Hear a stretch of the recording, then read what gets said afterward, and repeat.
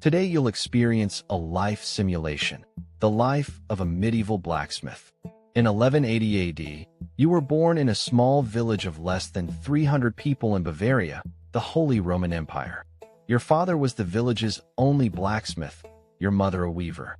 On the day you were born, your father was forging a plowshare, and the sound of hammer striking anvil was the first sound you ever heard. Your childhood was spent beside the forge fire.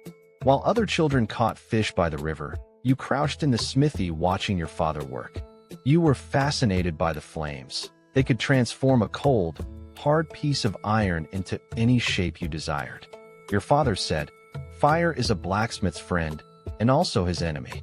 You must learn to respect it." At 6 years old, you touched red-hot iron for the first time, burning a blister on your right index finger. You cried out in pain. Your father didn't comfort you, simply saying calmly, "Remember this pain. Every blacksmith is taught by fire. Hurt once now, and you'll know what to touch and what not to touch." From that day on, you never cried again. At 10, you formally became your father's apprentice. Your work started at the lowest level, operating the bellows.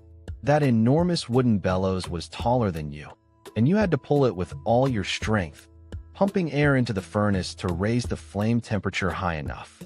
8 hours a day, your shoulders ached as if they would break. But your father said, "A man who can't work the bellows has no right to hold a hammer." Over the next few years, you learned the fundamentals: quenching, tempering, and fold forging. You learned to listen to iron. It sounds different at different temperatures. You learned to read iron's color: dark red too cold, white too hot, orange-yellow just right. Your palms grew thick calluses, all 10 fingers marked with old scars. But you no longer felt pain. Those calluses and scars were a blacksmith's medals of honor. At 15, you completed your first independent work, a kitchen knife. The blade wasn't pretty, the edge not perfectly even, but your father examined it for a long time, then nodded and said, "It'll do." From your father, those 2 words were the highest praise. Your mother used that knife for the rest of her life, never replacing it even after the handle wore smooth. Your father told you that smithing alone wasn't enough. A good blacksmith must know which mines yield good iron, which coal burns hottest. He took you into the mountains to find ore, teaching you to distinguish iron ore from ordinary stone by sight. He also taught you to read trees. Old oak makes the steadiest charcoal, ideal for forging. This knowledge couldn't be found in books, only passed down orally from generation to generation of smiths. At 18, you left home and began your journeyman travels. This was the guild's rule.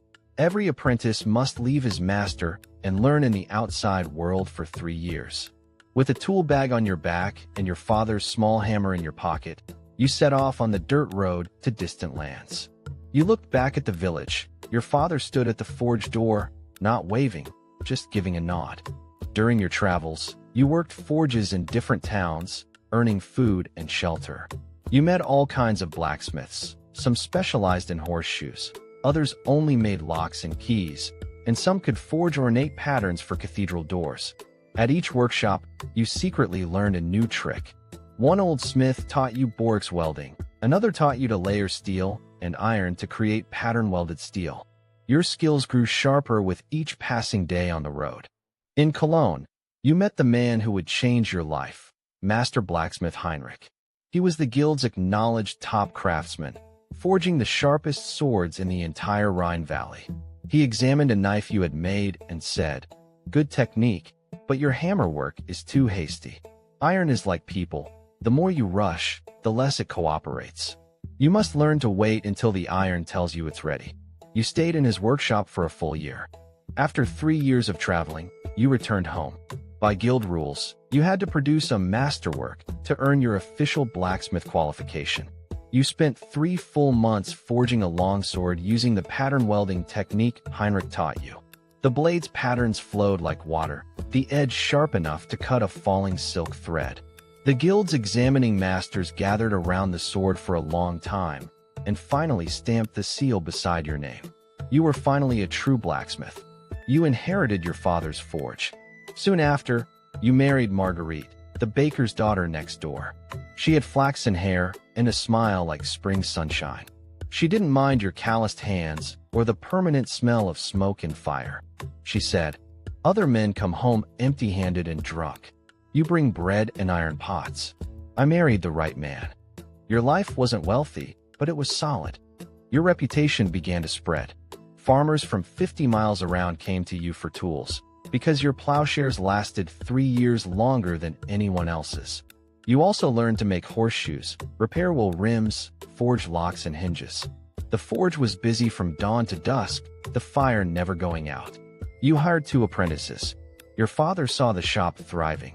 He said nothing, but you could see the smile at the corners of his eyes. One day, a party of knights stopped at your shop. Their leader was the local feudal lord, Baron von Stein. His sword had broken in battle, and he'd heard you could forge the finest swords in all of Bavaria. You spent 2 weeks forging a 2-handed longsword from the finest steel.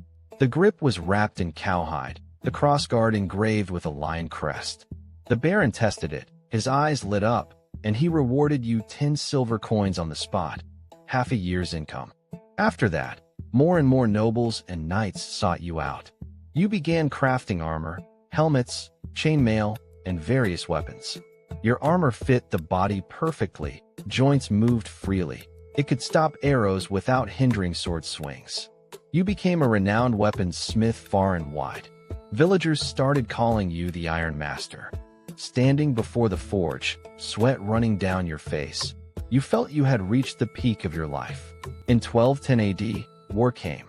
A land dispute between 2 lords escalated into full-scale war. Baron von Stein conscripted you, not to fight, but to forge weapons around the clock. Your forge became an arms factory, producing 10 swords, 20 arrowheads, and 5 sets of chainmail daily. Your 2 apprentices were put to work as well.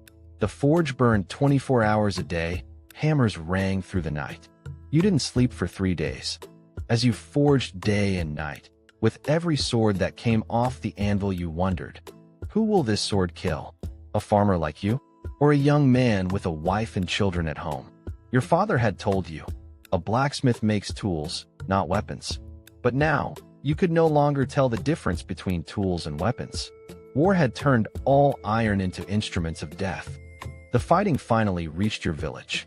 Enemy cavalry charged from the west, setting half the village ablaze. You pulled Marguerite and your 2 children into the cellar. Outside, there was nothing but hoofbeats, screams, and crackling flames. When everything fell silent, you climbed out of the cellar and saw your forge reduced to a pile of rubble. The furnace had collapsed, the anvil cracked, your 20 years of accumulated tools scattered everywhere. The war ended, but the cost was devastating. Your father was struck by a stray arrow in the chaos and didn't survive the winter. A third of the village's houses were burned, fields lay fallow, livestock stolen. Standing at your father's grave, clutching the small hammer he left you, you swore never to forge another sword in your life.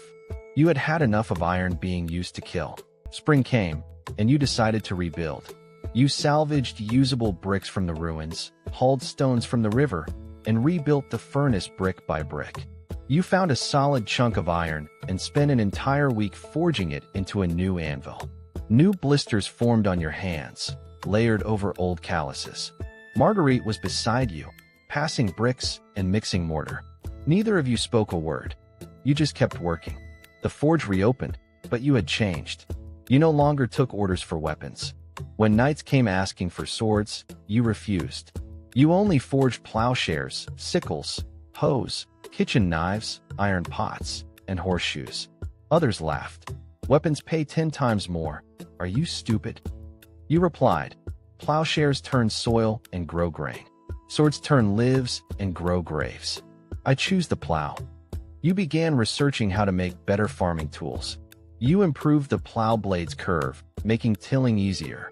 You designed a new type of hinge that let barn doors open with one hand. You forged an iron windlass for the village well, doubling the water-drawing efficiency. These things lacked a sword's glamour, but they made every farmer's life a little easier. You felt this was more meaningful than forging 100 swords. Your eldest son Hans began learning to forge. You taught him exactly as your father taught you. First the bellows, then reading the fire, and only then the hammer. But with one difference.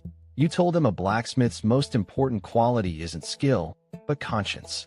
Everything you forge carries your name. If it hurts someone, your name is stained with it. Remember, we are makers, not destroyers. You also took on 3 apprentices from other villages. The first thing you taught them wasn't smithing, it was gardening. You had them plant a row of radishes in the yard behind the forge. You said, when these radishes sprout, you'll understand. Everything requires patience. Iron, like radishes, cannot be rushed. The 3 apprentices exchanged puzzled looks, but none dared argue. They all became fine blacksmiths. The years passed one by one. Your hair turned white, your arms no longer as strong as in your youth. But you still visited the forge to sit for a while each day. You no longer forged, you just sat beside the anvil, watching your son and apprentices work. The firelight on your wrinkled face was the same light that had once shone on your father's face 40 years ago. Everyone in the village called you Old Blacksmith. If someone's pot leaked, they'd come ask your advice first. If someone's child needed to learn a trade, they'd come to you for a recommendation. You became one of the village's most respected elders, not because of wealth, but because you had spent a lifetime proving that a blacksmith could live honestly and with dignity by his own hands. Even the church priest said, "The old blacksmith is a good man." Those words were worth more than any silver. In the last autumn of your life, you had your son help you walk to the forge. You touched the anvil you had forged with your own hands, its surface marked with countless hammer dents, each one the memory of a creation. You placed your father's small hammer into Hans's hands and said, "Forge well, live well." These were the words your father once said to you, and now it was your turn to say them. This was your life, the life of a medieval blacksmith. You never fought on battlefields, never wore a crown, no one ever wrote poems about you. But with your hands you turned cold iron into useful things, fed a family, and warmed a village. On the land your plowshares turned, wheat grew season after season. The meals cooked in your iron pots fed generation after generation of children. History will not remember your name, but every piece of iron you forged remembers the warmth of your hands.